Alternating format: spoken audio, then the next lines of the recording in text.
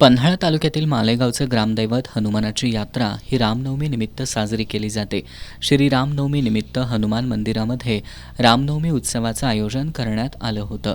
सकाळी मंदिरात विविध धार्मिक कार्यक्रम झाले.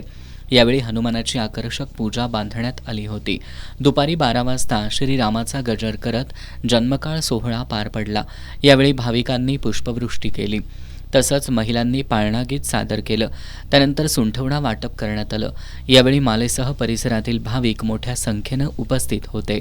सायंकाळी यात्रेनिमित्त हनुमानाच्या उत्सव मूर्तीची आणि रामलिंग ग्रुपच्या वतीनं श्रीरामांच्या मूर्तीची गावातून मिरवणूक काढण्यात आली. सजवलेली बैलगाडी आणि बैलजोडी, पारंपरिक वाद्य, घोडे, हलकी बँड, लाईट इफेक्ट्स, बेंजोच्या दणदणाटात ही मिरवणूक गुलाल खोबऱ्याची उधळण करत पार पडली. दी ग्रेट तरुण मंडळानं यात्रेचं करण्यात आलं होतं.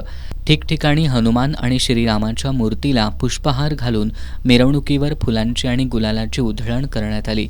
मिरवणूक गावच्या वेशीबाहेर गेल्यानंतर भव्य आतषबाजी करण्यात आली.